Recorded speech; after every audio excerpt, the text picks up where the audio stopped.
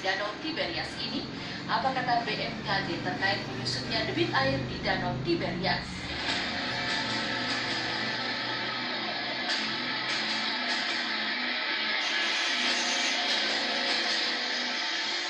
Sebenarnya kalau lihat siklus air itu kondisinya apakah dia bertambah atau tidak, itu ada siklusnya.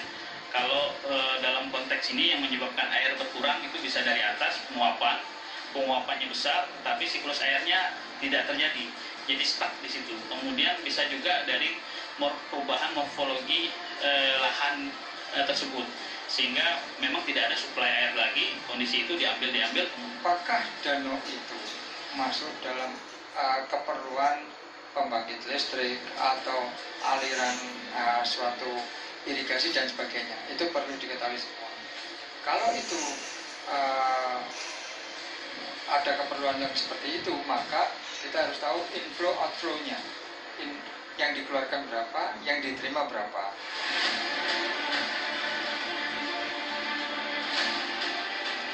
Menyusutnya debit air Tiberias hingga berada di bawah lower red line pada akhirnya mengulik tanda-tanda kiamat yang telah banyak dijelaskan dalam kitab suci ataupun hadis.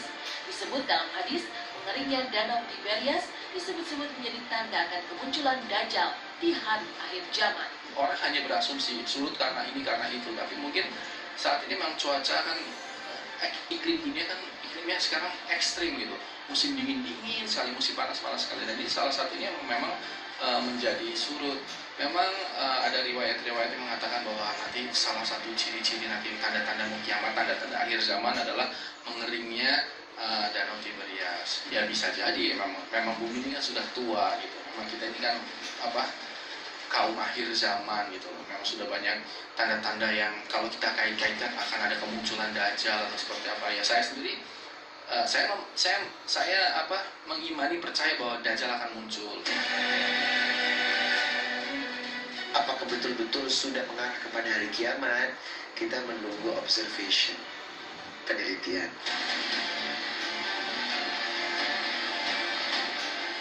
Dajjal yang akan muncul di hari akhir zaman itu disebut akan membawa petaka dan kehancuran di muka bumi.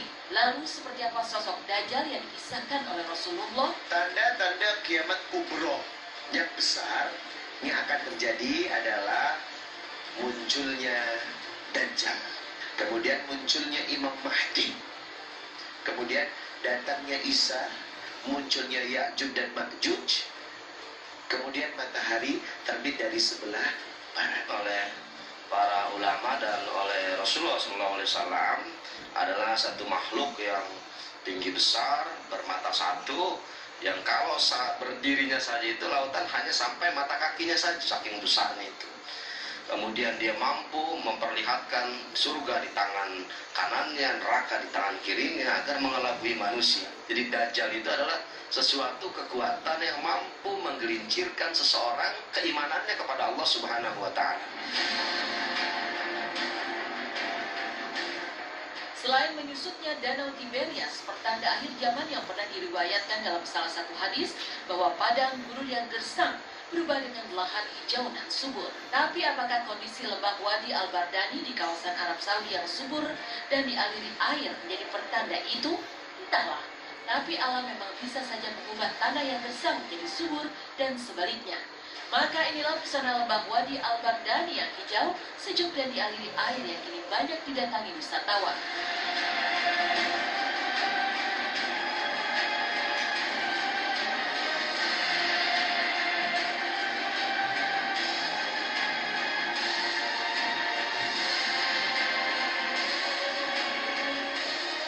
Subhanallah ya, saya juga belum dengar nih kalau ada Wadi Al-Bardani, lembah kering dari Saudi. Nah ini dia, kan terbukti lagi salah satunya kekuasaan Allah kan, kita melihat kayak tandus, para pasir-pasir, ternyata ada lembah yang begitu indah dan penduduknya juga semua hidup di sana sejahtera kan, gitu. Padahal kalau difikirkan oleh akal kita nggak mungkin gitu, tapi kan semua Allah punya kuasa. Daerah-daerah yang tandus sekalipun sebetulnya karena memang kalau kita bicara dalam konteks ekstrim kemudian anomali, lahan yang tadinya tandus kemudian karena perubahan meteorologi, perubahan iklim, bisa jadi daerah itu justru dia mengalami kelimpahan air hujan yang lebih besar dibandingkan wilayah sekitarnya. Kalau itu terjadi, sangat dimungkinkan lahan di sekitarnya yang tandus itu akan mengalami perubahan. Tapi terlepas dari lembah Wadi Al-Bardani di kawasan Arab Saudi yang subur dan dialiri air sungai, dalam hadis Nabi memang termaktub bahwa tidak akan tiba hari kiamat hingga tanah Arab kembali hijau dengan tumbuhan dan sungai-sungai. Dijelaskan kalau ternyata la taqumus sa'ah hatta ta'uda ardul arabi, tidak akan pernah terjadi hari kiamat sampai jazirah Arab, ardul arabi, murujah wa anharo, ditemukan banyak padang-padang rumput hijau dan sungai-sungai yang mengalir. Nah, kita lihat kalau memang selama perkembangan sungai-sungainya tambah banyak, hijaunya tambah banyak, berarti kiamat sudah dekat.